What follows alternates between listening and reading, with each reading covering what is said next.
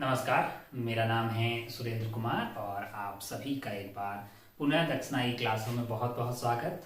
हम FST discussion की कड़ी में आगे बढ़ रहे हैं एफएसटी 29 के पेपर 1 के साथ। पेपर 1 में 18 सवाल है, तो इस बार आपके पास नंबर ऑफ क्वेश्चन थोड़े कम हैं, तो थोड़ी ठीक बात है, टाइम आपको सफिशिएंट मिलेगा। आइए स्टार्ट करते हैं। सवाल नंबर 1 बहुत ही आसान सा सवाल है। इसमें एक रिंग है जो कि a ring of mass m is hung vertically at the lower end of uniform chain of mass m and l। यहाँ पे चेन है, इसका मास m and l है और मास इसका m है। इसको ऐसे हालात में ले गए, कहाँ उठा के ले गए, मतलब ये जो पॉइंट है a और जो b वाला पॉइंट है, b वाले पॉइंट को उठा के यहाँ से पकड़ के क्या लेके a के सेम लेवल पे चले गए। तो ये a हो गया, ये b हो गया, ये लेंथ l/2 हो जाएगी और यहाँ पे मास m हो जाएगा। आपसे ये बोला गया कि minimum work required in the process is, minimum work मतलब फाइनल काइनेटिक एनर्जी 0 है ना, और इनिशियल काइनेटिक एनर्जी भी 0 थी। तो वर्क डन आपको कितना करना पड़ेगा, आपका एक्सटर्नल वर्क डन उतना ही करना पड़ेगा जितना ग्रेविटी ने वर्क डन किया। वर्क डन बाय ग्रेविटी क्या हो जाएगा आपके लिए, वो यू इनिशियल यू फाइनल निकाल लीजिए, दोनों का डिफरेंस ले लीजिए। तो अगर आप ध्यान से देखें, मान लो कि मैंने रेफरेंस लाइन यहाँ ली है, यहाँ रेफरेंस लाइन ली है, तो इनिशियल पोटेंशियल एनर्जी क्या हो जाएगी इसकी, ये तो भाई साहब इस वाले से L नीचे है तो माइनस ऑफ mgl आ जाएगी। और ये जो चेन है इसका सेंटर ऑफ मास कहाँ होगा, यहाँ पे होगा, तो उसका कितना हो जाएगा, माइनस में ही होगा क्योंकि रेफरेंस लेवल से नीचे है, mgl/2 है। तो ये कितना आ गया है भाई साहब, 3mgl/2 है, 3mgl/2। इतना आपके पास इनिशियल पोटेंशियल एनर्जी आ गई है।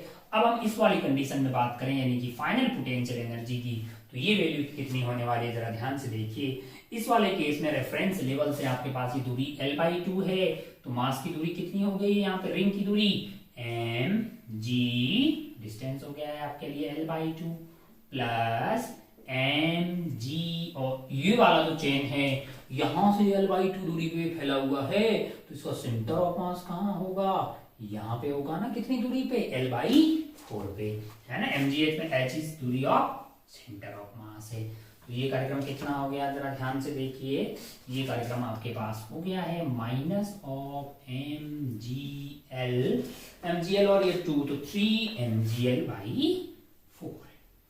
वर्क डन बाय ग्रेविटी की बात करेंगे। Work done by gravity is basically you initial minus you final है, तो you initial is minus 3mgl/2 और माइनस माइनस यहाँ पे ये प्लस हो जाएगा 3/4 mgl।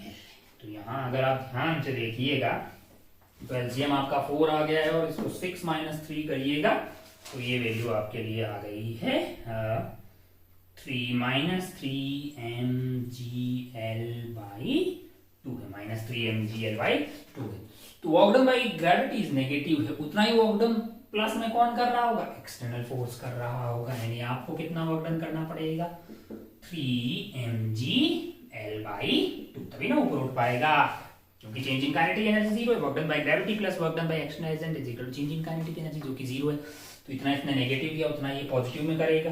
तो आपके लिए क्या निकालना है आपको, यहाँ पे अगर आप ध्यान से देखिएगा, और अरे यार बट्टा में क्या था आपके पास 4 था ना, अरे भाई एलसीएम 4 आ गया, डिवाइड बाय 2 किया है तो ये 6 - 4 यानी कि 3/4 है, 3/4 है। तो ये वर्क डन आपका आ गया है 0.75 mgl, 0.75। तो आपको x निकालना था, x की वैल्यू यहां से सॉल्व करके आ रही है 0.75। तो ये पहला सवाल हो गया है।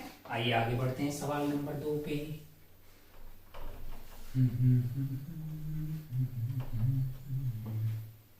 जाओ यार,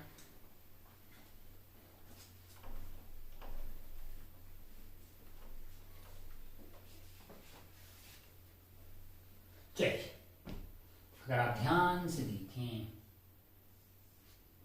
तो जो दूसरा सवाल है, दूसरा सवाल में क्या है, a ball of mass and collide another identical ball at rest.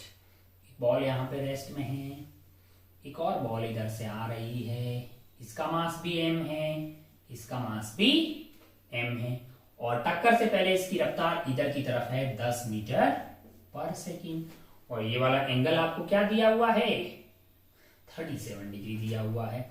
तो हमने इसके वेलोसिटी के दो कंपोनेंट कर दिए, tan cos 37 डिग्री यानी कि 10 इंटू 4/5 है, जो कि 8 आ जाएगा, और इधर वाला आपके लिए क्या होगा 6 मीटर पर सेकेंड।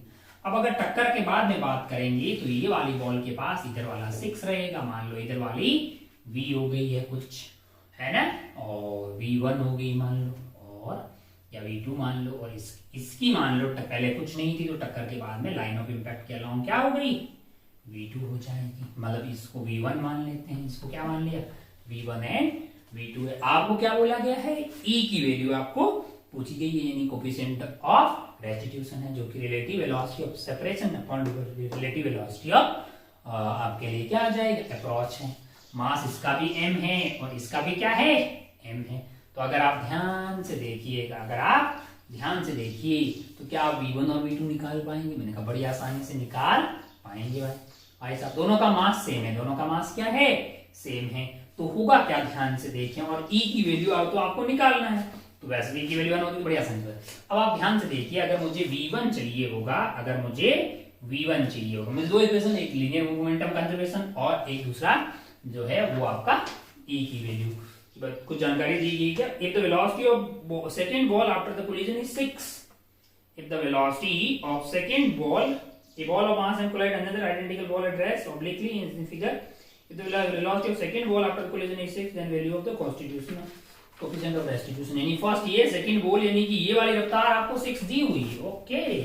अगर ये 6 मीटर पर सेकंड है तब तो मेहनत करने की जरूरत ही नहीं, सीधा pi = p फाइनल बोल दो, लाला 8m + 0 लाइन ऑफ इंपैक्ट के along is equal to m into v2 plus m into 6 है। तो अगर आप ध्यान से देखिएगा तो यहाँ से v2 की वैल्यू क्या आ गई है 2 मीटर पर सेकेंड आ गई है।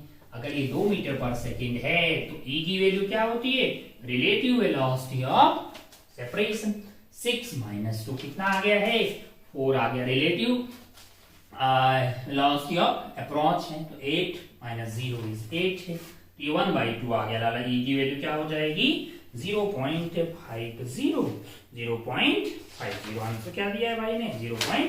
तो ये ठीक है, बहुत ही गलती है, पहले बोलती है सेकंड बोलती, इसकी रफ्तार दी हुई है लाइन ऑफ इंपैक्ट के अलाउंग। आइए आगे बढ़ते हैं, बहुत ही सस्ता सवाल था ये थर्ड वाले सवाल पे।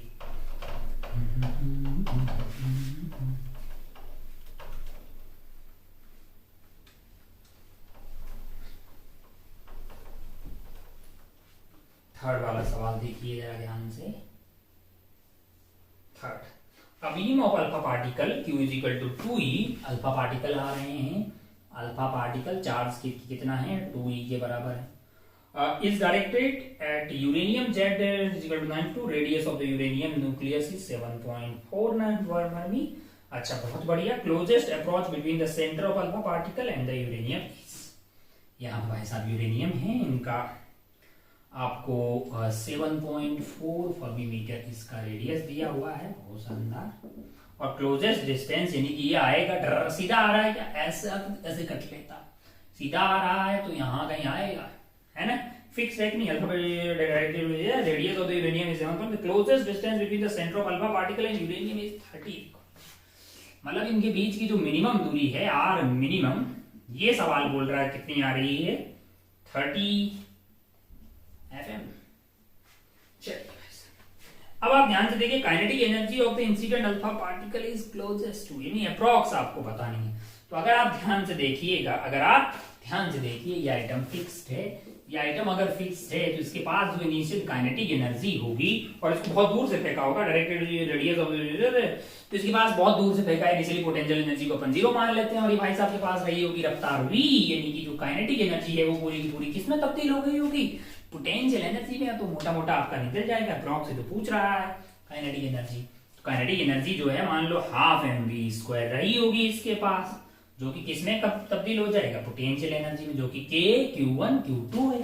तो आपके पास ये q1 की वैल्यू 2e हो जाएगी, और इसका यहां से कितना आ जाएगा Ze आ जाएगा, डिवाइडेड बाई r मिनिमम का स्क्वायर, नहीं r मिनिमम स्क्वायर क्यों करेंगे, k q1 q2 by r, ½ mv² is equal to k q1 q2 by r है। बाकी आपको वैल्यू डालनी, क्या डालनी वैल्यू डालनी। तो ये सॉल्व करने के बाद में अच्छा, पूछा क्या है आपसे? पूछा है the kinetic energy of insulation. अरे यही पूछा है भाई। तो क्या करिएगा आप, ए आपको पता है, 2E आपको पता है, Z इंटू ई है, यूरेनियम जो है उसका Z आपको 92 दिया, इंटू ई आर मिनिमम आपको दिया, सारी वैल्यू को आप रख दीजिए। तो ये सॉल्व करने पे जो ये मेगा इलेक्ट्रॉन वोल्ट में ये भाई साहब बता रहे हैं कैलकुलेशन करके कितना आ रहा है, 8.90 मेगा इलेक्ट्रॉन वोल्ट है। तो रख दिए हमने क्लोजेस्ट, मतलब हमने ये माना है कि भाई बहुत दूर से उसको फेंका है, तो पहले पोटेंशियल एनर्जी 0 मान ली, टोटल जो है काइनेटिक एनर्जी जब बहुत पास में पहुंच जाएगा पूरी की पूरी किसमें तब्दील हो जाएगी, पोटेंशियल एनर्जी में हो जाएगी। आइए आगे बढ़ते हैं फोर्थ वाले सवाल पे। फोर्थ वाला सवाल भी ऐसा ही है, मतलब बहुत सस्ता सा है। अगर आपने एंगुलर मोमेंटम कंजर्वेशन और एनर्जी लिखी होगी तो वहां से अगर आप v और mvr NH/2π और एक फोर्स की इक्वेशन लिखी होगी, वहां से सॉल्व करके अपन r और v और e सब निकालते हैं ना।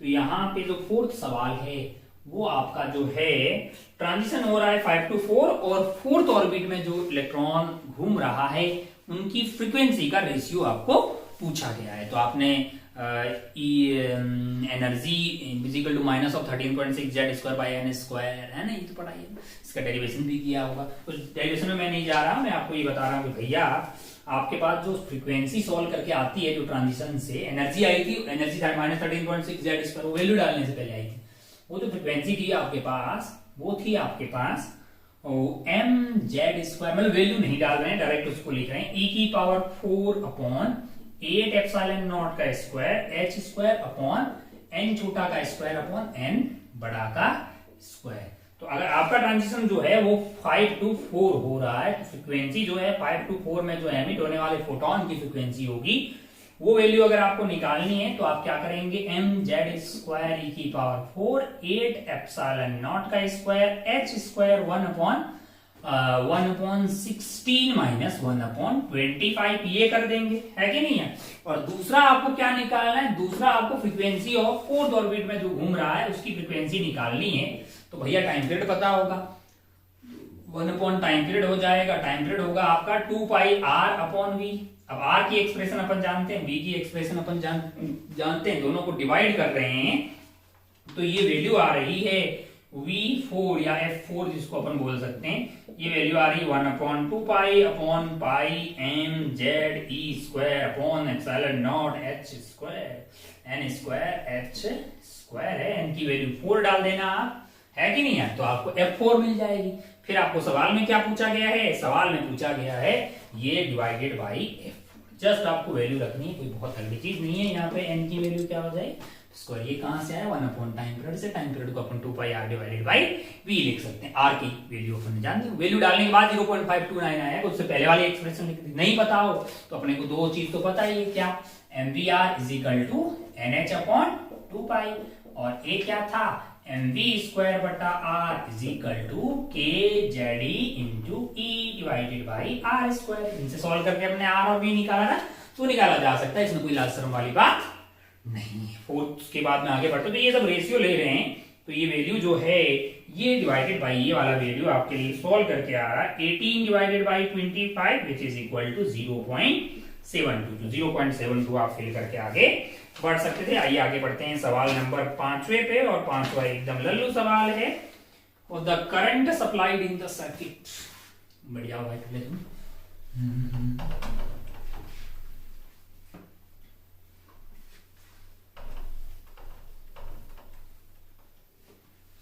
सवाल नंबर 5 देखिए क्या है, सवाल नंबर 5। सवाल नंबर 5 है आपके पास, the current supply to the circuit is I और द सेल्स एंड 4i की वैल्यू निकालनी है। फोटो बना लेते हैं अपन, यहाँ पे रेजिस्टेंस, यहाँ पे रेजिस्टेंस, यहाँ पे रेजिस्टेंस, यहाँ पे रेजिस्टेंस, और ये पूरा कार्यक्रम एक 10 वोल्ट की बैटरी से कनेक्टेड है। ये 10 वोल्ट की बैटरी हो गई, और यहाँ पे है 2 ओम, यहाँ पे है 8 ओम, यहाँ पे है 6 ओम, और यहाँ पे है 4 ओम। यहाँ पे बैटरियां हैं जो कि है 5 वोल्ट की।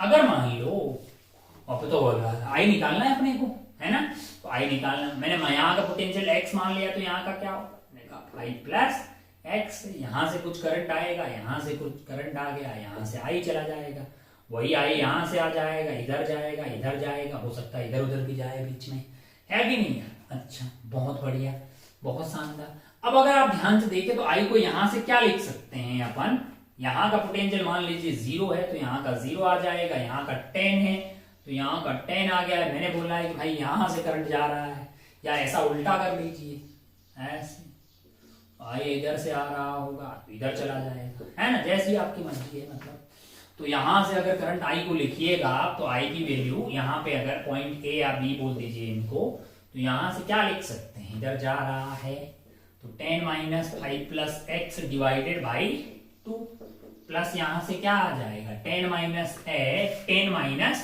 एक्स डिवाइडेड बाई 8 है। एक रिश्ता 1 मिल जाएगा आपको, दूसरा रिश्ता कहां से मिलेगा, यहां से मिलेगा, यहाँ का प्लस यहाँ का सम इज इक्वल टू आई आना चाहिए, है कि नहीं लगा। तो यहां से कितना आ रहा होगा, I is equal to 5 plus X minus 0 divided by 4 आ गया है, प्लस आपके पास जो यहां से यहां तक गया है वो x माइनस 0 डिवाइडेड बाई 6 है, दैट इज आई। अब यहाँ पे दो इक्वेशन है i और x में, दोनों को सॉल्व करिएगा।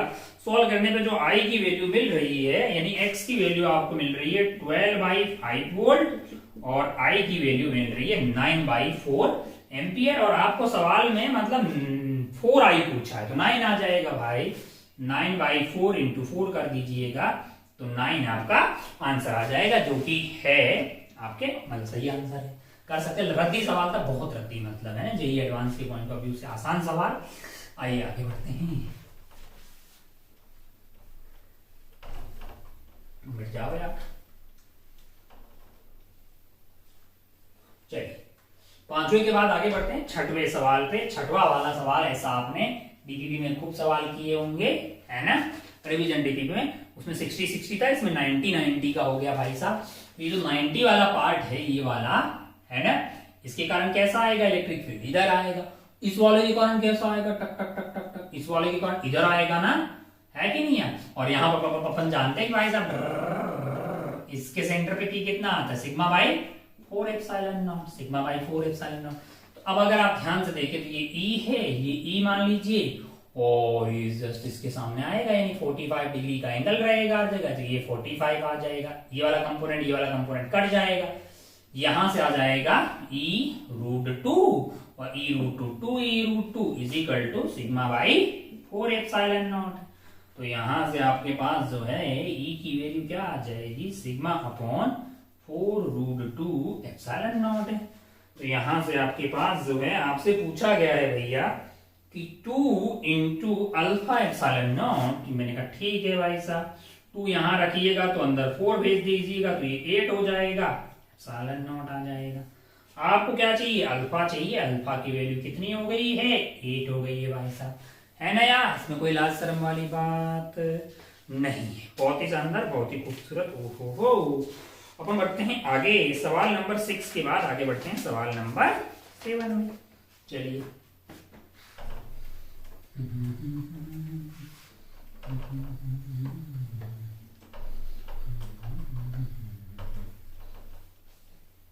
क्या है सवाल नंबर 7, जरा ध्यान से देखिए। सवाल नंबर 7 में एक डिस्क है और यूनिफॉर्म डिस्क है, मास m है, रेडियस r है, और इसको अपन ओमेगा नॉट से घुमा रहे हैं इस सेंस में। और यहाँ पे क्या है कि एक ऐसा क्रू है जिसके अंदर क्या है कि एक स्प्रिंग लगी हुई है और यहाँ पे एक मास m रखा हुआ है। इनिशियली वो दूरी r/2 पे, फिर इसको घुमाना स्टार्ट किया है और माहौल ऐसा हो गया। अगर आप ध्यान से देखें तो ये स्प्रिंग में इलोंगेशन होते होते ब्लॉक यहाँ पे पहुंच गया है। ओमेगा मान लीजिए ओमेगा हो गया, पहले ओमेगा नॉट था, अब क्या हो गया है, ओमेगा हो गया है। तो ये वाला जो मास m है इसकी रफ्तार ओमेगा इंटू आर इधर होगी और इसके रिलेटिव इधर जा रहा होगा। ग्राउंड के रिलेटिव इसकी रफ्तार होगी वी.आर का स्क्वायर प्लस ओमेगा आर का स्क्वायर, है ना। अरे यार, अब अगर आप ध्यान से देखिए, V R is the velocity of this ball with respect to this group, ऐसे जा रहा है, रेडियली आउटवर्ड जा रहा है, प्लस ऐसे घूम रहा है इसके साथ।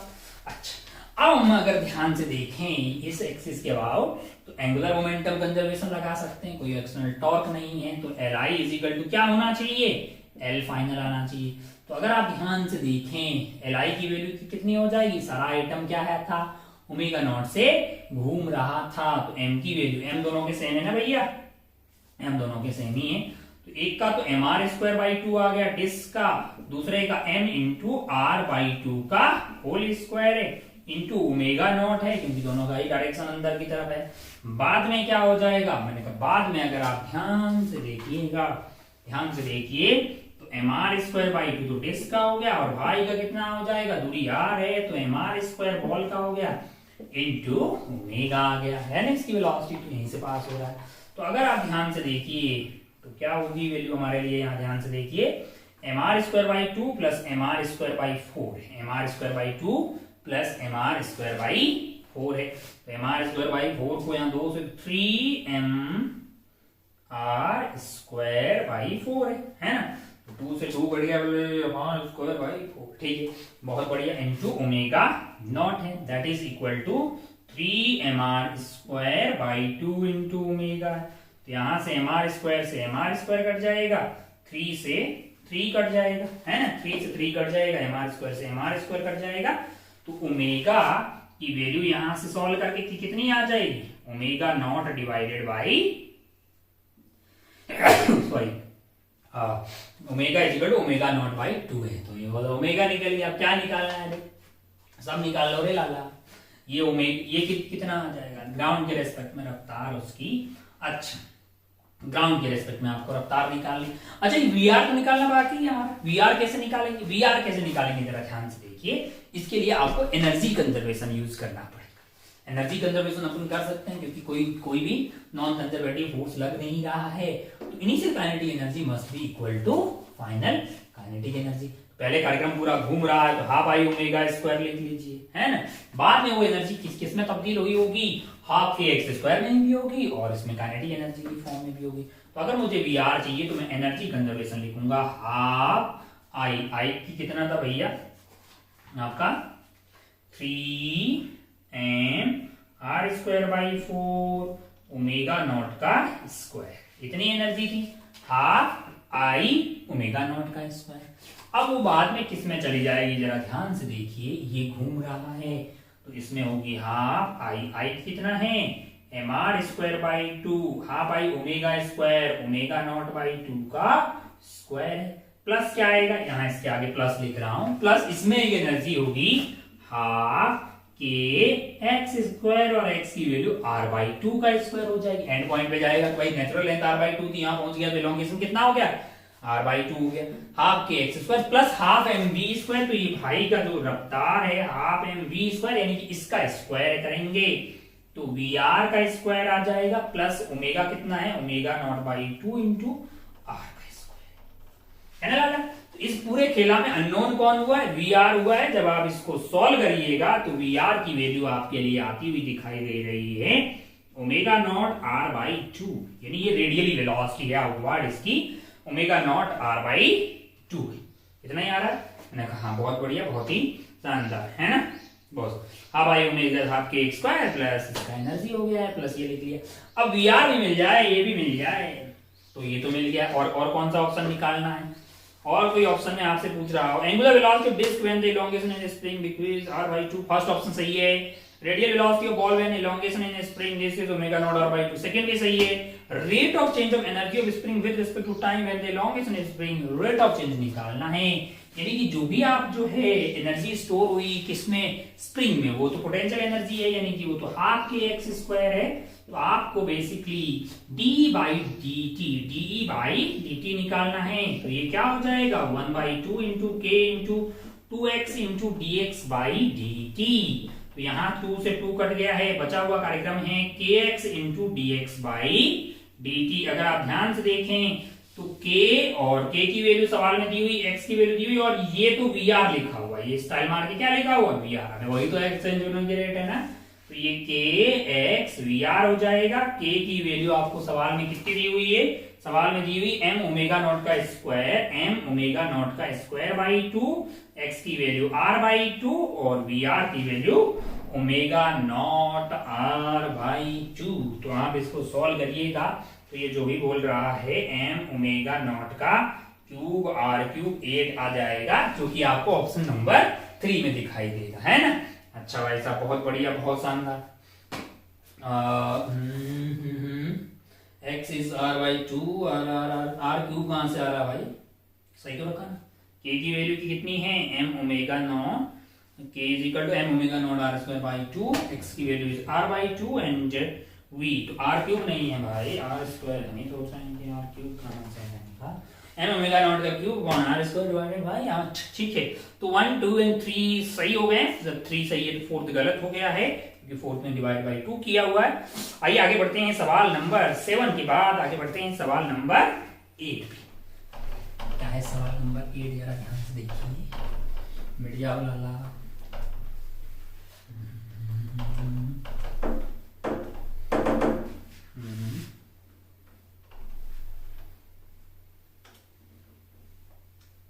सवाल नंबर 8 देखिए, क्या है सवाल नंबर 8। सवाल नंबर 8 लल्लू है, इतना कुछ नहीं है। यहाँ पे इस तरह का आइटम है और इसको क्या किया गया है, एक रॉड से ऐसे एक रॉड है, ठीक है। यहाँ पे क्या लगा रखा है, यहाँ पे एक डिस्क लगा रखा है और इसका मास m है, रेडियस r है और इसका मास m है, लेंथ l है। इसको यहां से रिलीज किया गया और बेसिकली यहाँ पे क्या है, यहाँ पे ना हिंज लगा रखा है, मतलब ये जो है इसके साथ क्या कर रखी है, फ्री टू मूव, ऐसा ही है ना। A rod is connected with rigid support at the center of the disc P. Disc can freely rotate about point P. यानी कि ये पॉइंट के अबाउट डिस्क जो है वो फ्रीली रोटेट हो सकती है। तो अगर आप ध्यान से देखें, जैसे ये वर्टिकल आएगा, नीचे आएगा, तो डिस्क क्या करने वाली है, क्या डिस्क अपनी एक्सिस पे घूमेगी, क्या डिस्क को कोई घुमाने वाला होगा, भाई ये वाला फोर्स भी इसके यहीं लगेगा, mg भी यहीं पे लगेगा, तो क्या डिस्क कोई रोटेशनल मोशन करेगी, नहीं। डिस्क क्या करेगी, डिस्क एक ट्रांसलेशनल मोशन करेगी, और रॉड रोटेट करती हुई कहां पहुंच जाएगी, यहां पहुंच जाएगी, ये रॉड हो गई, है ना। और मतलब जो है डिस्क जो अपनी एक्सिस के अबाउट नहीं घूमेगी, इसके साथ ही ऐसे आ रही होगी, डिस्क का ट्रांसलेशनल मोशन होगा, रॉड ऐसे घूम रही होगी, पूरा कार्यक्रम ओमेगा से इधर जा रहा होगा, है ना। बहुत बढ़िया भाई साहब, बहुत ही शानदार। ओहो, अगर आप ध्यान से देखें तो आपसे क्या पूछा है, initial angular acceleration of the rigid disc.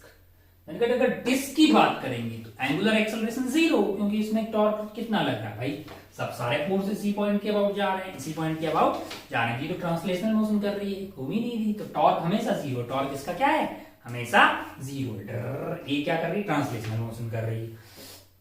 Initial angular acceleration of rigid body disc is this, मैंने कहा गलत है, फर्स्ट सही हो गया तो सेकंड वैसे ही गलत हो गया। थर्ड देखते हैं, angular speed of rigid disc when the rod become vertical is 0। मैंने कहा एंगुलर स्पीड 0 होगी इसकी इस एक्सिस के अबाउट, और वैसे अगर लीनियर स्पीड की बात करेंगे तो इसका सेंटर जो है वो v is equal to omega r से चल रहा होगा, डिस्क का हर बिंदु ऐसे ही चल रहा होगा, है कि नहीं है, और ये ओमेगा हम निकाल सकते हैं, ये ओमेगा कैसे निकाल सकते हैं, जितनी पोटेंशियल एनर्जी कम हुई होगी उतना क्या बड़ा होगा, काइनेटिक एनर्जी बड़ा होगा। तो हाफ आई ओमेगा स्क्वायर से मतलब उस काइनेटिक एनर्जी को लिख लेंगे, कितनी पोटेंशियल एनर्जी कम हुई है, मैंने कहा एल नीचे आ गया, प्लस ये वाला का सेंटर ऑफ मास कहाँ है, यहाँ पे L/2 नीचे आ जाएगा, यानी mg L/2। It is the loss in potential energy must be equal to gain in kinetic energy, तो half I omega square, half I omega square. अब आप ध्यान से देखिए, तो आई की वैल्यू क्या हो जाएगी आपके लिए, ml² प्लस md स्क्वायर, है ना। और d यहाँ पे हम सवाल में आपको क्या दिया है कि L is greater than R, तो सारा मास को इसके सेंटर पे मान लेते हैं, ml² ml² लिख देते हैं, ml², है ना। अच्छा भाई साहब, बहुत बढ़िया, बहुत ही शानदार। ओहो, तो ये पूरा कार्यक्रम अपना ओमेगा ने half I omega square, omega मिल जाएगा, यहाँ से बनती है ना। तो ये वैल्यू आपके लिए कितनी हो गई है, 3mgl/2 is equal to 1/2 into, ये आपके लिए हो गया है 4ml²/3 ओमेगा स्क्वायर है, तो ये वैल्यू आ गई 2 तो यहां से m कट गया है, l से l कट गया है, तो ओमेगा की वैल्यू कितनी आ जाएगी? 3/2 तो बाहर आ जाएगा, अंदर रूट में क्या बच जाएगा? g डिवाइडेड बाई l, है ना, under root of 3/2 root GL, है ना। बहुत बढ़िया, बहुत शानदार। तो इतना ओमेगा आपको आएगा, इसमें कोई लास्ट टर्म वाली बात नहीं, ये रॉड का ओमेगा होगा, है ना। डिस्क जो है उसकी वो तो ऐसे चल रहा होगा, B equal to omega R से R की वैल्यू यहाँ पे मतलब इसके लिए L हो जाएगी, है ना। बहुत बढ़िया, बहुत ही शानदार। तो आइए आगे बढ़ते हैं सवाल नंबर 9 पे। सवाल नंबर 9 पे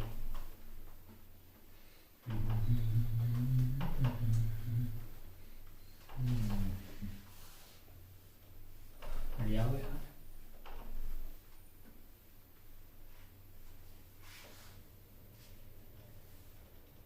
सवाल नंबर 9, h हाइट से बॉल को फेंका है भाई साहब ने, और ये बॉल की रफ्तार कितनी है? v0 रफ्तार है, मास m एंड v0 रफ्तार से फेंका है। कितनी रफ्तार से? v0 से। ये यहाँ पर टप्पा खा रही है, तो वापस जाते हुए मान लो कि टप्पा खाने से पहले इसकी रफ्तार वर्टिकल में कुछ v हो गई होगी, टप्पा खाने के बाद में वो e इंटू वी हो जाएगी, फिर जाएगी ऊपर। और बोल रहा है कि ये जो हाइट है, यानी कि जो टॉप मोस्ट पॉइंट पे हाइट है वो आपकी 9 सेंटीमीटर है। फिर टप्पा खाएगी और इस बार इसकी वापस टप्पा खाते टाइम ई स्क्वायर भी हो जाएगी। ये जो हाइट है यहाँ पे वो h2 बोला गया है, और भाई साहब हॉरिजॉन्टल में कोई फोर्स लग ही नहीं रहा है, तो हमेशा इसकी रफ्तार क्या रहेगी? v0 ही रहेगी। हॉरिजॉन्टल में तो v0 ही रहेगी। अब वर्टिकल में आप ध्यान से देखिए, इसको यहां से यहां आने में, इसको यहां से यहां आने में, यहां आने में कितनी रफ्तार हो जाएगी? v square is equal to u square plus 2gh। तो v की वैल्यू क्या है? अंडर रूट ऑफ 2gh है ना। अगर आप अंडर रूट ऑफ 2gh से आए थे तो वापस जाते टाइम आपकी रफ्तार क्या हो जाएगी? 0.9, क्योंकि e की वैल्यू 0.9 दी हुई है, अंडर रूट ऑफ 2gh, ये वाली रफ्तार हो गई। अब आपने मैक्सिमम हाइट कितनी अटेंड की है भाई साहब? 9 सेंटीमीटर की है। तो आपको क्या करना है? तो आपको यहाँ पे निकालना है कि ये जो h है वो कितना है, यही पूछा ना। बहुत बढ़िया। हाइट अटेंड होती है अपने पास vy का स्क्वायर अपॉन 2g, जो कि आपको कितनी दी हुई है? 9 सेंटीमीटर दी हुई है। तो इसका स्क्वायर कर देंगे, 0.81 into 2gh divided by 2g must be equal to 9 centimetre. तो यहां से 2g से 2g वैल्यू कट गई है, h की वैल्यू क्या आ रही है? 9 डिवाइडेड बाई 81 इंटू 100 है, जो कि 100 बाई 9 सेंटीमीटर हो गया है। तो 100 बाई 9 सेंटीमीटर फर्स्ट करेक्ट हो गया है। h2 की वैल्यू बोल रहा है, h2 की वैल्यू कितनी होगी? The value h2 for the ping pong ball to just clear the net is, अगर आपको H2 पूछा गया है तो फिर आप क्या कीजिएगा, जो वैल्यू आपके लिए यहाँ पे आई है, कहाँ पे आई है, यहाँ पे अपने पास क्या आ गया है? ये वैल्यू E इंटू वी आया था, यहाँ पे क्या आएगा? E स्क्वायर इंटू वी आएगा। आएगा कि नहीं आएगा? यानी कि रफ्तार आपके लिए क्या हो जाएगी? 0.81, है ना, स्क्वायर कर दिया, इंटू वी यानी कि 2g, और h की वैल्यू कितनी है? 100 बाई 9 है, 100 बाई 9 है, 100 बाई 9 है। तो ये वैल्यू आ गई 0.81, और यहां से आ गया है 10, यहां से आ गया है 3, और अंडर रूट में बच गया है 2g, है कि नहीं यार? तो ये वैल्यू आपके लिए कितनी हो जाएगी? 27 है, 0.27, है कि नहीं? अच्छा, इंटू आपने 10 कर दिया है तो 2.7 इंटू 2g हो जाएगा। अच्छा भाई साहब, फिर मैक्सिमम हाइट निकालना है, मैक्सिमम हाइट निकालना है h2, तो वो क्या हो जाएगा? इसका स्क्वायर यानी कि 2.7 into 2g divided by 2g, है ना, vy का स्क्वायर अपॉन 2g, तो 2g से 2g घट गया है, 27 इंटू 27 749 आएगा पीछे जो भी आ रहा है। तो ये 729 जो भी है, 729 सेंटीमीटर आ जाएगी। Horizontal component of velocity of pink ball remain constant v0, इनका बिल्कुल सही है। तो डिक्रीज इनका नहीं, तो तो फर्स्ट, सेकंड एंड थर्ड तीनों बातें यहाँ पे सही हो जाती है। लल्लू सवाल था। आइए आगे बढ़ते हैं सवाल नंबर 9 के बाद में सवाल नंबर 10 की तरफ।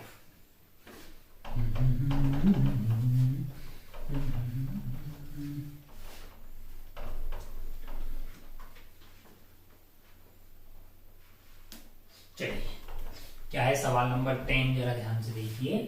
सवाल नंबर 10, सवाल नंबर 10 में एक कार है जो कि चल रही है सर्कुलर पाथ पे।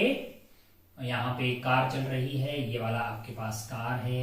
अब आप ध्यान से देखिएगा, ध्यान से अगर आप देखेंगे तो क्या हो रहा है कि आपको वेलोसिटी और एक्सेलरेशन के केसेस दिए। लल्लू सवाल, वेलोसिटी इसकी इस डायरेक्शन में है, ठीक है।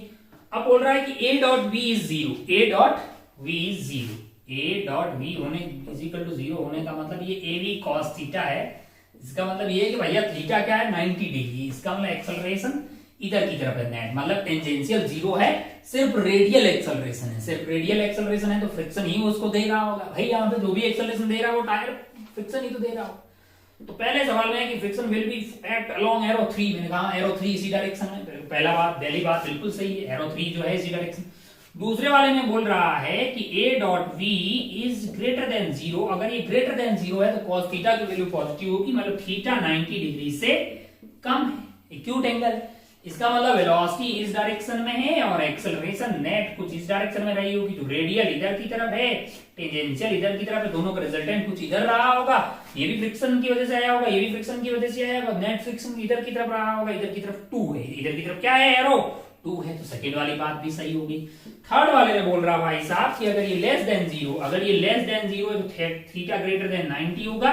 इसका मतलब ये है भाई साहब कि आपकी एक्सेलरेशन जो है वो इधर कहीं रही होगी, वेलोसिटी उधर। इसका मतलब टेंजेंशियल एक्सेलरेशन पीछे रही होगी। इसका मतलब आपका नेट एक्सेलरेशन इस साइड है, मतलब फ्रिक्शन आपका इस साइड रहा होगा। फ्रिक्शन ही दोनों दे एक्सेलरेशन दे रहा है, जो कि एरो 4 की तरफ होगा। यानी थर्ड वाली बात गलत हो गई, फोर्थ वाले में वही बात को सही लिखी हुई है। थर्ड गलत हो गया है, फोर्थ सही हो गया। एकदम लल्लू सवाल था, बहुत ही बेसिक है, हर प्राणी का सही होना ही चाहिए था। आइए आगे बढ़ते हैं 11th वाले सवाल।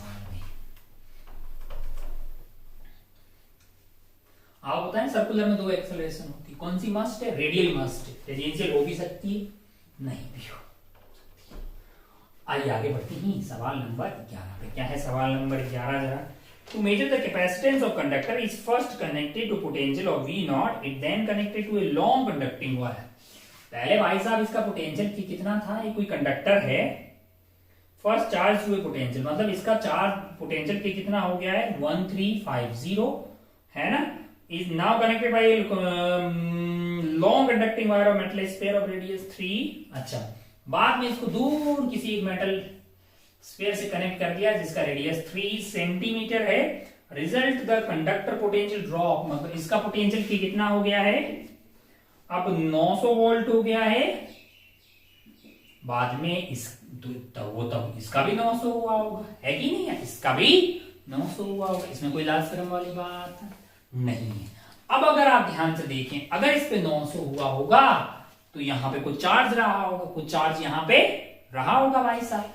यहां पे चार्ज मान लीजिए अभी है, अब हम जानते हैं कि Q इज इक्वल टू क्या होगा, C इंटू V। इसका कैपेसिटेंस मान लीजिए C1 है और इसका कैपेसिटेंस क्या है C2। L is very very large. अगर आप ध्यान से देखें, अगर आप ध्यान से देखें, इसका कैपेसिटेंस तो हमें पता नहीं है, वो निकालना है, लेकिन C2 हमें पता है कि कितना होगा। मैंने कहा ये होगा 4 पाई एप्सिलॉन नॉट R है, R इसका आपको दिया हुआ है। इसके ऊपर चार्ज कितना है, मैंने कहा इसके ऊपर चार्ज होगा भाई साहब Q is equal to CV, यानी कि Q की वैल्यू हो जाएगी आपके लिए C2 900 इंटू V2, है कि नहीं है।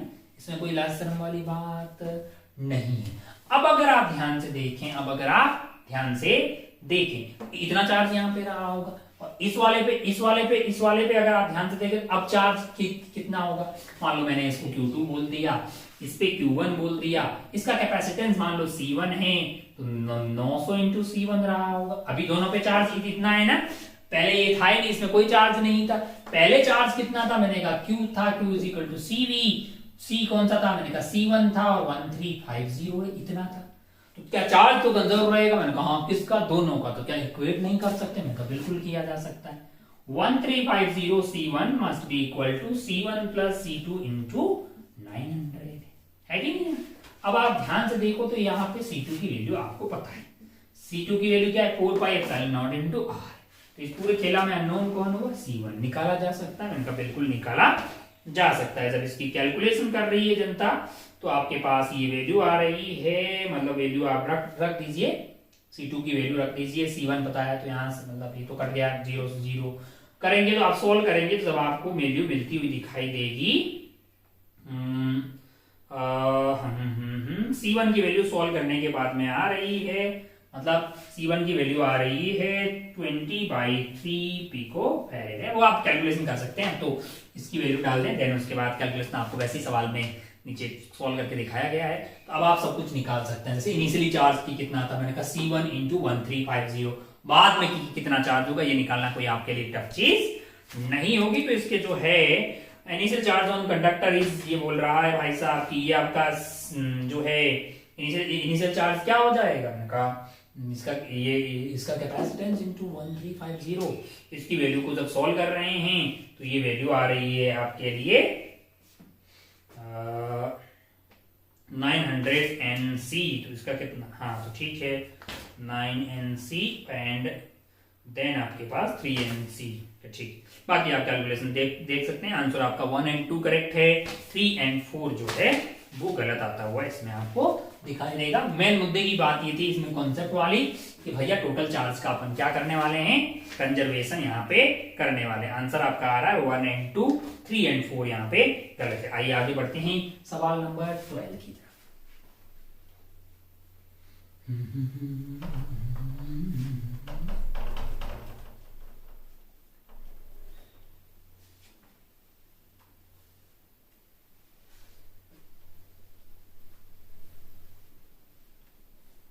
सवाल नंबर 12 क्या है, सवाल नंबर 12 जरा ध्यान से देखिए। सवाल नंबर 12 लल्लू है, कुछ है नहीं है इसमें। एक लेमडा डेंसिटी वाला वायर रखा हुआ है, 2 मीटर की दूरी से एक आइटम को ऐसे कितनी दूरी पे ला रहे हैं, 1 मीटर की दूरी। हमको हमें पाथ से मतलब ही नहीं, work done by electrostatic force path पे डिपेंड करेगा नहीं, इनिशियल एंड फाइनल पोजीशन पे डिपेंड करेगा। तो अगर आप इसको इधर लाते ऐसे फिर ऐसे लेके चले जाते तो भी कोई फर्क पड़ने वाला नहीं था। Work done by electrostatic force उतना ही आ रहा है। भाई बोल रहा काइनेटिक एनर्जी चेंज नहीं हो रही है, मतलब ए से बी जाने में वो स्पीड कांस्टेंट है। तो work done by external force plus work done by electrostatic force is equal to क्या आना चाहिए, 0, इज इक्वल टू 0 आना चाहिए। इलेक्ट्रोस्टैटिक फोर्स का वर्क डन क्या होगा, मैंने कहा आप ये निकाल लो, यहाँ तो 0 होगा, ऐसा निकाल लो। अरे भाई इस बात का निकालें या ऐसा निकाल के ऐसे जाए, कोई फर्क पड़ने वाला नहीं। तो यहाँ पे work done by electrostatic force निकाल लेते हैं। मतलब अपन जानते हैं भाई साहब यहाँ से यहाँ पे जाना हो, यहाँ से ऐसे जाए, इलेक्ट्रोस्टैटिक फोर्स के वर्क पे कोई फर्क पड़ने वाला नहीं है ना। इलेक्ट्रोस्टैटिक क्योंकि वो कैसा फोर्स है, मतलब कंजर्वेटिव फोर्स है, कंजर्वेटिव फोर्स का वर्क डन पाथ पे डिपेंड नहीं करता है। तो अगर आप ध्यान से देखिए तो r दूरी पे आपके पास इलेक्ट्रिक फील्ड हो गया 2k लैम्डा बाई r है। चार्ज आपके पास 2 कूलम है तो इतना आपके पास फोर्स आ गया। डिस्प्लेसमेंट आपके पास dr है और उसकी वैल्यू जो है वो कहां से कहां तक जा रही है भैया, 2 से लेके 1 तक जा रही है ना। और ये नेगेटिव वर्क डन आने वाला है, मतलब जो है मतलब अगर आप ध्यान से देखें वर्क डन नेगेटिव आएगा तो जाएगा, इसे फोर्स उधर लग रहा है, ये लग रहा है, तो dr भी यहाँ वक्त के साथ घट रहा है। तो यहां से आपके पास ये आ गया 4k, जो कूलम 2 था ना, 4k लैम्डा और ये ln हो जाएगा, तो ln2 आ गया है। k की वैल्यू आपके लिए क्या हो जाएगी लाला, k की वैल्यू आपके लिए हो जाएगी, मतलब 1/2 है, उसको मैंने अंदर डाल के उल्टा करके upper limit minus lower limit करके नेगेटिव को जब भेजते, k की वैल्यू आपको मतलब लैम्डा की वैल्यू आपको 1/4 पाई एप्सिलॉन नॉट दी हुई है लैम्डा की वैल्यू k, और ये हो गया आपके पास lambda is 4 pi epsilon nought, lambda is 4 pi epsilon nought और k की वैल्यू है 1/4 पाई एप्सिलॉन नॉट ln2। अब बहुत ही रद्दी खत्म खेला है, तो 4 ln2 आपके लिए क्या आ जाएगा, मतलब ये नेगेटिव, इतना वर्क डन कौन करेगा, एक्सटर्नल एजेंट करेगा। भाई का वर्क डन कितना होगा, negative. Work done by electrostatic force कैसा होगा, -4λ/2 है ना, है कि नहीं है, क्योंकि यहाँ पे dr वक्त के साथ खुद ही कम हो रहा है। तो यहाँ आप कर दीजिएगा, इतना वर्क डन आपके पास इलेक्ट्रोस्टैटिक फोर्स का आ जाएगा। इलेक्ट्रोस्टैटिक फोर्स का वर्क डन आएगा -4L/2 और एक्सटर्नल वाले का आएगा 4L/2 is equal to change in kinetic energy that is equal to 0। कुल मिलाकर मुद्दे की बात ये थी कि काइनेटिक एनर्जी यहाँ पे कांस्टेंट है आपके लिए, तो आप इलेक्ट्रोस्टैटिक फोर्स का वर्क डन यहाँ से यहाँ निकालें कि यहाँ से यहाँ निकाल के यहाँ तक निकालें। अब यहाँ से यहाँ निकाल लीजिए, आसानी से हो जाएगा। इधर जाने का तो वर्क डन 0 होगा क्योंकि आप इलेक्ट्रिक फील्ड के परपेंडिकुलर डायरेक्शन में जा रहे हैं ना, क्योंकि वो इनिशियल एंड फाइनल पोजीशन पे डिपेंड करता है, पाथ पे डिपेंड नहीं करता। तो रद्दी सवाल था, work done by electric force is 4L/2। ये क्या है, ऑप्शन से नहीं दे रही हो, थर्ड वाला ऑप्शन जो है बेकार है। VA minus VB is equal to, मैंने कहा अगर आप ध्यान से देखिएगा तो VA minus VB is equal to basically work done by electrostatic force मेरे लिए कितना है, work done by electrostatic force is equal to -4L/2 आया, -4L/2 इज इक्वल टू क्या होना चाहिए, initial potential energy minus final potential energy, यानी कि आपका 2 कूलम और V कौन सा था, इनिशियल वाला भैया A था और फाइनल वाला क्या है, B है। तो यहां से VA माइनस VB की वैल्यू क्या आएगी, अरे भाई work done by conservative force is negative of delta U, यानी minus of U final minus U initial, उसको U initial minus U final बोल दिया हमने। तो अगर आप ध्यान से देखें तो VA माइनस VB की वैल्यू -2Ln2 आ रही है, -2Ln2 आ रही है। तो ये भाई बोल रहा है कि VA minus VB is equal to 2Ln2, मैंने कहा ये बात गलत है, 2Ln2 गलत है, VA minus VB is equal to 2Ln2 गलत है। तो कौन सा आंसर सही हो गया, फर्स्ट एंड सेकेंड आपका सही हो गया है। आइए आगे बढ़ते हैं। 12 के बाद में लल्लू सवाल था, ऐसे टाइम पास किया हमने। 12 के बाद में 13 भी ऐसे सुपड़ा साफ सवाल है, देखिए जरा ध्यान से। बैलेंस्ड व्हीटस्टोन ब्रिज है, क्या है, बैलेंस्ड व्हीटस्टोन ब्रिज का एक आसान सा सवाल है, उसमें इग्नोनोमिक डिवाइस रखी हुई है। जरा ध्यान से देखिए ये क्या सवाल है, यहाँ पे आपके पास एक डिवाइस रखी हुई है और वो कैसे फॉलो कर रही है आई के साथ, ये रिश्ता आपको दिया हुआ है 1 ओम 1 बैटरिया, आप करंट आपका इधर से आ रहा है, मैंने बैटरिया ऐसे लगी हुई। अब बैलेंस व्हीटस्टोन ब्रिज है भैया, 1 आया तो ये भी 1 आना चाहिए, इसका मतलब R की वैल्यू 1 है। और यहाँ मान लीजिए इसमें करंट आपका I डैश जा रहा है कि नहीं है।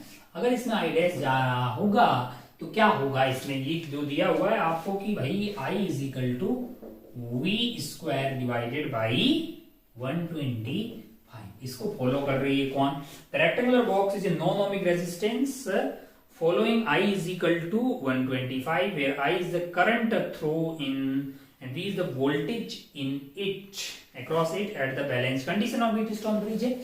Balance condition of Wheatstone bridge में अगर आप ध्यान से देखिए तो करंट इसमें I डैश मान लो चल रहा है, I डैश चल रहा होगा और वोल्टेज कितना होगा, मैंने कहा I डैश इंटू R हो जाएगा टोटल, तो I डैश इंटू R की वैल्यू 1 है, तो इंटू 1 का स्क्वायर डिवाइडेड बाई कितना आ जाएगा, स्क्वायर है कि पावर 4 है, 4 है, ये वाली पावर 4 है तो ये वाला पावर 4 आ गया डिवाइडेड बाई 125 है, इससे ये कट गया कितना 3 आ गया, तो I डैश की वैल्यू यहाँ से 5 एम्पियर आ गई। अब अगर इधर 5 एम्पियर जा रहा होगा लाला 1 and 1 2 ओम में, तो यहाँ पे भी 2 ओम है, इधर से भी 5 एम्पियर जा रहा होगा, इधर से आ कितना रहा होगा 10 एम्पियर आ रहा होगा। रद्दी सवाल एकदम खत्म, टाटा बाय बाय, फर्स्ट टिक करके आप आगे बढ़ सकते थे। आगे बढ़ते हैं अपन सवाल नंबर 14 पे। सवाल नंबर 14 पे क्या है, सवाल नंबर 14 में ध्यान से देखिए।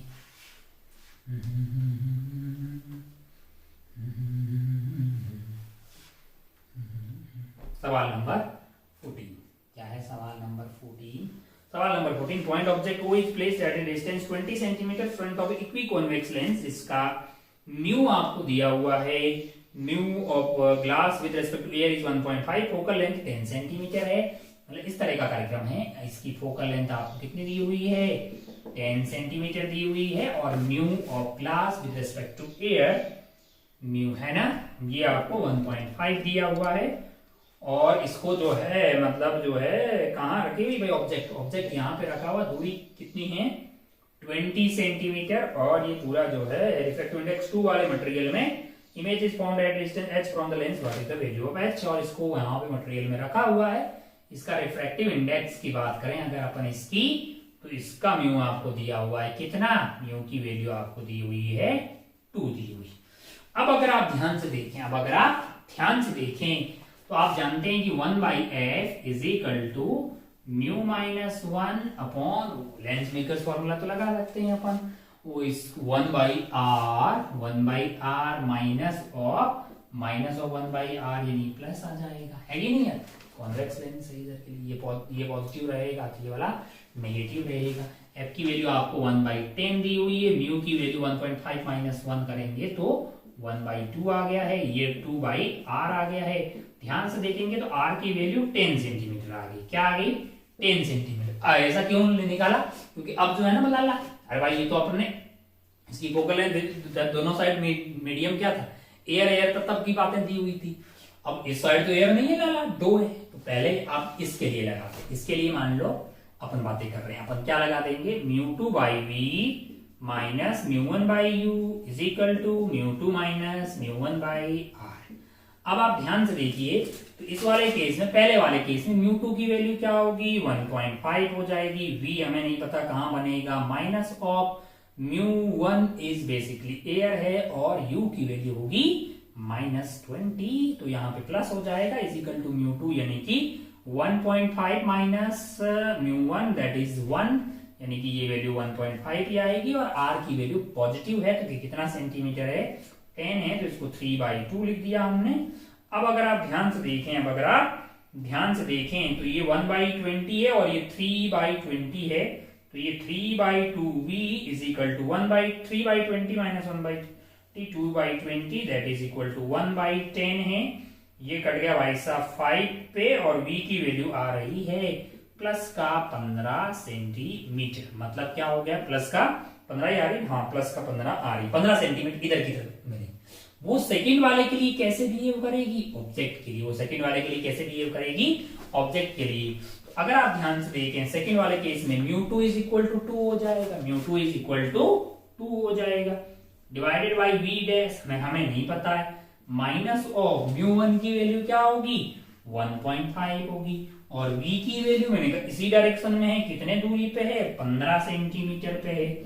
μ2 माइनस μ1, μ2 इज बेसिकली 2 माइनस 1.5 है, तो 1/2 आ जाएगा, डिवाइडेड बाई r है, इस वाले केस में r की वैल्यू क्या हो जाएगी -10 हो जाएगी, अंग्रेज ऐसे आ रही है, ये -10 आ गया। अब आप ध्यान से देखिएगा तो 2 divided by v dash is equal to क्या आ रहा है, ये आपका हो गया 3/2, तो ये 3/30 हो गया है, प्लस माइनस और 1/20 हो गया है भाई साहब, ये 1/10 मतलब हो गया है। अब आप ध्यान से देखिएगा तो एलसीएम आपका 20 आ गया है, और 2 माइनस 1 यानी कि 1/20 ही आ गया है, और यहां से v डैश की वैल्यू जो है अगर आप ध्यान से देखिएगा, हाँ तो v डैश की वैल्यू यहां से सॉल्व करके कितनी आ रही है 40 आ रही है भाई साहब, 40 सेंटीमीटर, 40 सेंटीमीटर। तो इमेज का लेंस से कितना दूरी होगा 40 सेंटीमीटर होगा लाला, देख लो मतलब अपने हिसाब से, है कि नहीं यार, है ना। कैलकुलेशन चेक की है क्या, हाँ ठीक ही तो की है, 40 सेंटीमीटर आ रहा है, आंसर आपको क्या हो जाएगा 40 सेंटीमीटर, जो कि आपको कहाँ दिखाई दे रहा है, ऑप्शन 4 में दिखाई दे रहा है। आप टिक करके आगे बढ़ सकते थे। ये हो गया आपका 14 वाला है। आइए आगे बढ़ते हैं 15 वाले सवाल पे, आइए आगे बढ़ते हैं 15 वाले सवाल पे।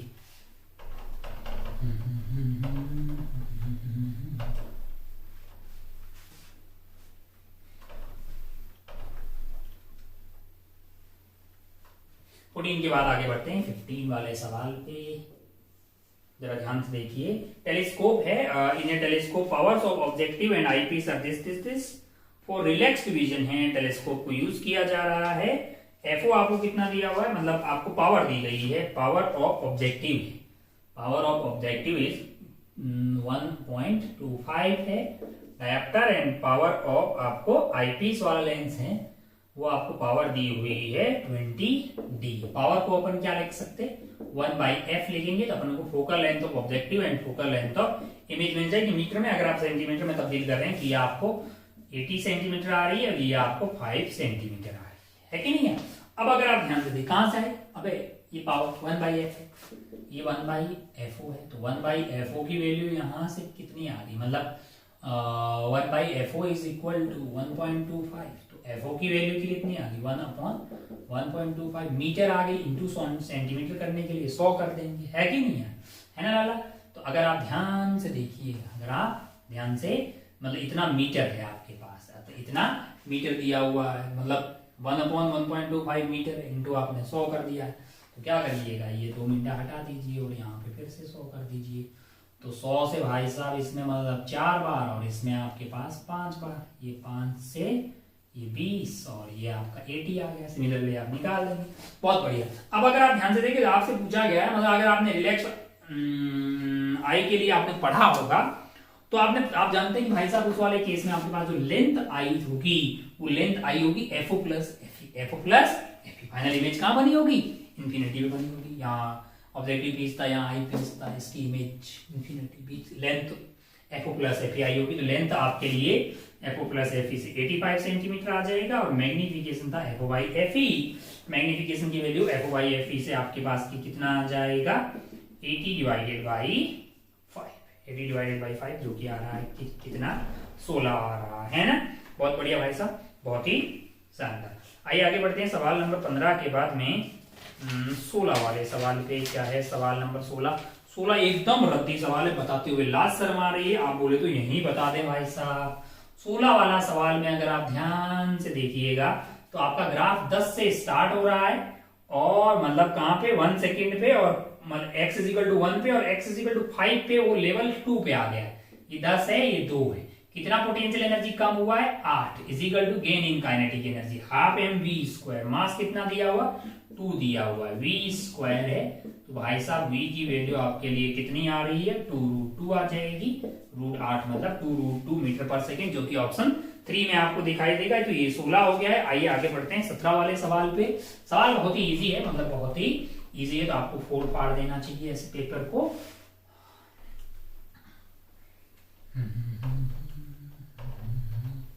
15 के बाद आगे बढ़ते हैं सवाल नंबर 16 पे। सवाल नंबर 16 पे अब आप ध्यान से देखिए क्या है सवाल नंबर 16। ओहो, मास एम रेडियस एम वाले 2 सिलेंडर लगा रखे हैं, एक वाला हॉलो है और एक वाला सॉलिड। देखिए जरा, ये सॉलिड है और ये वाला क्या है हॉलो है, दोनों का मास m है, मास m है I। अब आप ध्यान से देखिए ऊपर क्या लग रहा होगा, टेंशन लग रहा होगा, नीचे इस पे क्या लग रहा होगा, mg लग रहा होगा, mg लग रहा होगा। एक्सेलरेशन a मान लेते हैं और ये ऐसे घूमने लग जाएंगे, इसको अपने अल्फा मान लिया, तो mg minus a is equal to mass into mg minus tension, mg minus tension is equal to mass into acceleration, है कि नहीं है। दूसरा इक्वेशन कहां से आएगा, मैंने कहा अगर आप ध्यान से देखें तो टॉर्क की इक्वेशन क्या आएगी, मैंने कहा आएगी T into R is equal to I alpha, T is equal to R I alpha. और अगर आप ध्यान से देखें तो आपके लिए आपको क्या निकालना है, आपको जो पहले कौन आएगा ये निकालना, वो निकालना है। अब आप ध्यान से देखें तो ये वाला जो बिंदु है, ये वाला जो बिंदु है, इस वाले बिंदु की अगर आप रॉड के ऊपर देखेंगे तो भाई साहब इसकी एक्सेलरेशन क्या होनी चाहिए, 0 होनी चाहिए। तो ए तो इसको नीचे मिली होगी, अल्फा और ऊपर मिली होगी, क्योंकि हर एक बिंदु की सेम होगी, ये पॉइंट तो ऊपर रुका हुआ है, तो इसकी acceleration A must be equal to alpha. अगर आप ध्यान से देखें तो अल्फा को मैं क्या लिख सकता हूं, ए बाई आर लिख सकता हूं, है ना। तो यहां से टी की वैल्यू आपके लिए इससे मतलब टी इंटू आर था ना, तो टी की वैल्यू क्या आ जाएगी, आई ए बाई आर स्क्वायर। इसको उठा के यहाँ पे डाल दें क्या, यहाँ पे डाल देते हैं, तो M G minus I A by I A divided by R square is equal to M into A. मुझे क्या चाहिए, मुझे ए चाहिए, मुझे ए से पता लग जाएगा कौन कितना, आगे की सारी बातें नहीं, एक्सेलरेशन पता लग जाएगी। भाई इनिशियली सबसे रिलीज किया तो यू 0 है, तो टाइम वाइम के बारे में बातें कर पाऊंगा मैं। ए निकालना है मुझे, तो यहां से M A plus I A by R square is equal to M G है। ए की वैल्यू क्या होगी, M G divided by M plus I by R square. अब जिस प्राणी का आई ज्यादा होगा उसका ए कम होगा, तो आई ऑफ सॉलिड सिलेंडर आपके लिए 2/5 mr² आएगा, और I of hollow sphere solid sphere ये आपके लिए 2/3 mr² आएगा। तो आपका आई जिसका ज्यादा होगा, मतलब आई किसका ज्यादा हुआ, होलो स्फीयर का ज्यादा हुआ, तो एक्सेलरेशन सॉलिड स्फीयर का ज्यादा होगा कंपेयर टू होलो स्फीयर, है ना, क्योंकि आई जो है वो इसका कम है, आई इसका कम है सॉलिड स्फीयर का, तो एक्सेलरेशन ज्यादा होगा, तो तेजी से नीचे की तरफ भागेगा। S will reach, solid cylinder will reach the ground earlier than T, है ना, क्योंकि इसका एक्सेलरेशन ज्यादा है। T will reach, both will reach ground same, for small height S will reach earlier, and for large T will be, नहीं दे डाला, कुछ भी हो जाए, S will reach earlier, क्योंकि जितनी भी आगे तो इसकी एक्सेलरेशन ज्यादा है, किसकी एक्सेलरेशन ज्यादा है, ये वाले की, यानी सॉलिड वाले की एक्सेलरेशन ज्यादा है, क्योंकि उसका आई कम है, तो आंसर आपका 1 हो जाएगा। बहुत ही रद्दी सवाल था ये। आइए आगे बढ़ते हैं 17 के बाद में 18 वाला भी कोई बहुत तो रॉकेट सवाल नहीं है, एक लल्लू सा सवाल है, खूब आपने ऐसा रिलेटिव मोशन में भी कर लिया होगा, और सेंटर ऑफ मास पे बैठ के भी मैक्सिमम एलोंगेशन निकालने वाले खूब सवाल किए होंगे। तो ये आपका था, कौन सा बताया मैंने अभी, 17 बता दिया। आगे बढ़ते हैं 16 वाले, 16 हो गया, 17 हो गया, 18 वाले सवाल पे, जो कि लास्ट एंड फाइनल सवाल है इस पेपर का।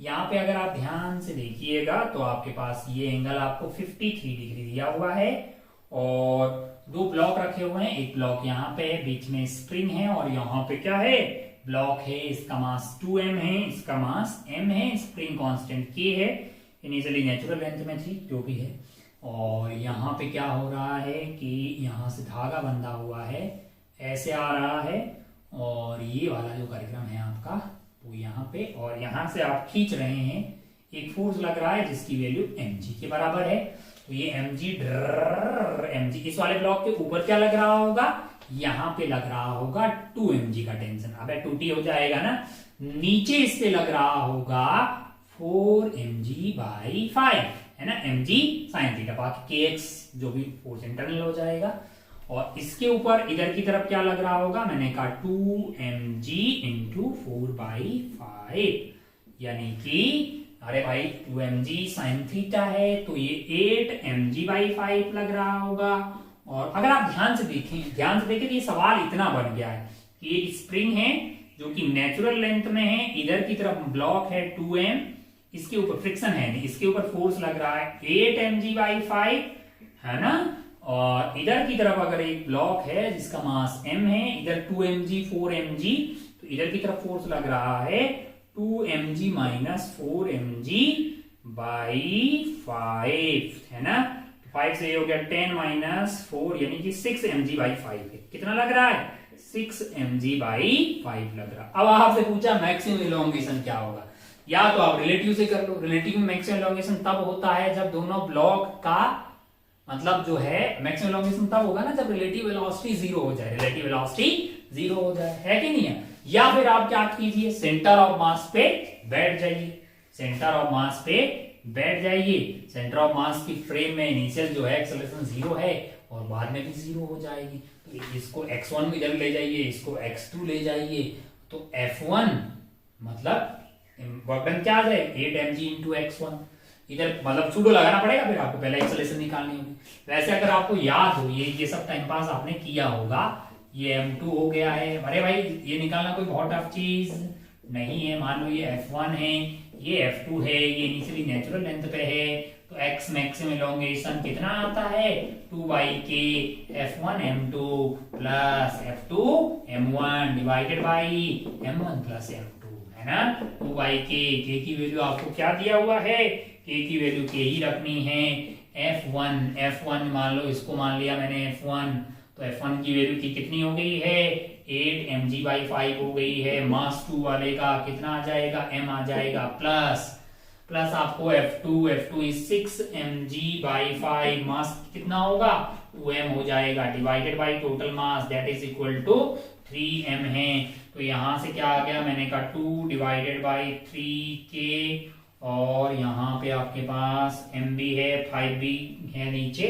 और ऊपर कितना आ जाएगा, मैंने कहा 6 2 12, 6 2 12 और 8 यानी कि 20 m स्क्वायर जी है। तो एक m से एक m काट दियो और इससे ये 4 काट दियो, ये ऊपर जाके 8 हो जाएगा। तो 8mg divided by 3k, 8mg by 3k है, 8mg बाई 3k है यहाँ पे आपके पास, 8mg बाई 3k है।